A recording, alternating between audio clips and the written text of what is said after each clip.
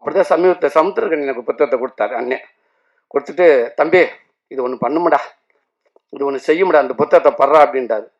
அதுக்கப்புறம் இன்னொரு பார்த்தாரு, டேய் இந்த புத்தகம் வேற ஒன்று பண்ணுதுடா உள்ள, இந்த புத்தகத்தை படுறான்டாரு. 2 புத்தகத்தை வாங்கியாச்சு. இப்போ எங்கன்னா எனக்கு அவருக்கு பார்க்குற இடத்துலாம் பயம். ஐயோ இந்த வந்துட்டாரு, புத்தகத்தை கொடுத்தமே படிச்சானான்னு கேட்பாரு சுட்டி இப்படி சுற்றி இப்படி போயிடுறது. ஏதாவது சந்திச்சா ஏன்டா படிச்சு அண்ணன் படிச்சுனே, அண்ணா ஏங்க என்ன தூங்க விடலண்ணே. அதே அந்த 10th பேஜ் கிட்டலாம் ஒரு மாதிரி ஆயிடுச்சுண்ணே. 10th அதுக்கு மேலே ட்ராவல் பண்ண முடியலண்ணே. டே அது வேற மாதிரி ஒன்று பண்ணுமுடா இருந்தது. அண்ணே கண்டிப்பாண்ணே விடவே மாட்டேனே. விட்றாவா இல்லைண்ணே, படிக்கிறேண்ணே. ஐயோ கடவுளே சாமி என்னடா பண்ணுறது.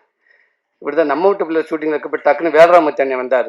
ஆகா இவர் இப்போ நானும் எஸ்கே தம்பி எப்பவுமே ஏதாவது பேசிட்டே போங்க, சும்மா இருக்க மாட்டோம்ங்க. தம்பி அண்ணன் பயங்கரமான எழுத்தாளர் தெரியல, ஆமாம் பண்ணார். நம்ம ஏதாவது ஆரம்பிச்சு விடுவோம். ஆனால் அந்த டவுன் த ஒர்த் தேர் வே அந்த புக் படிச்சுங்கன்னா எஸ்கே அந்த கேப்பாப்புல. தம்பி ஐயோயோ என்னாம இருப்பது ஆக்டிங் அவன் தானே எழுதுனது அது. தம்பி சரியானது தம்பி. அப்போ இன்னொரு புக்கு யார் தம்பி, ஸ்டேட் த வே, அது நல்ல சீனக்கண்ணு தேவை தம்பி. அப்படியா என்ன தம்பி, அது சரியான புக்குன்னு, அது நீங்கள் அந்த புக்கை படிச்சுக்கணும். இவர் பார்த்துக்கிட்டே இருப்பார், என்னடா ஸ்டேட் த வேன்றாங்க, டவுன் த வாட்டர்ன்றாங்க, இது என்ன புத்தகமாக இருக்கும் அப்படின்னு. நாங்கள் ஒரு புத்தகமும் அது தம்பி அந்த வாடிப்பட்டி வரராஜ பெருமாள் ஒன்று பண்ணாமல் ஒரு புத்தகம், சின்ன புத்தகம் தான் நீங்கள் பார்த்துருங்க. என்ன தம்பி அது 6வது, அது நீங்கள் எந்த புக்கு படிச்சீங்க? நான் 6வது பாகம் தம்பி. அண்ணன் அதில் 3வது பாகம் படிங்க, மிரட்டி இருப்பாப்பண்ணு. இப்படியே பார்த்துக்கிட்டே இருந்தார்.